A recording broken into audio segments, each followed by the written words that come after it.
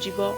जने 7 वर्षर पुओ तार मां को लुचाई बापा पाखक पठाई एमिति एक मेसेज।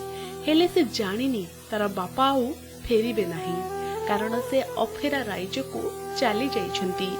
तथापि से तार बापा कर्नेल मनप्रीत सिंह को वॉइस मेसेज पठाई तांको फेरिबा बाट को चाहे बसिछि। ए हेउछि जणे छोट शिशु कबीर रो हृदय विदारक कहानी, जे जानिनी जे तांको बापा आउ ए दुनिया रे नहांती। सेथिपई तो से सबु बेले तार बापा को देखिबा पई जिद करूछि, आउ से तांको मां को वीडियो कॉल करबा पई कहूछि। बारंबार बापा को विषय रे प्रश्न करूछि, किंतु मां को पाखरे ताहार कोनोसी मध्य उत्तर नाही।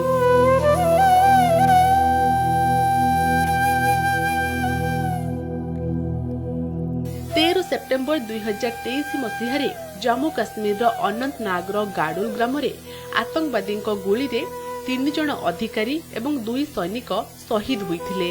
एथिरे कर्नेल मनप्रीत सिंह मध्य थिले। 9 मास बीतीगलानी, किंतु मनप्रीत को पुओ जानि नाहंती जे तांको बापा ए दुनिया रे नाहंती, से शहीद हो जाइछंती। किंतु कबीर भाबुछंती से तांको बापा ड्यूटी रे अछंती, आउ से तांको पाखकु फेरिबे। तेणु से तांको पिता को वॉइस मेसेज पठाई आसीबाकू अनुरोध करुछंती।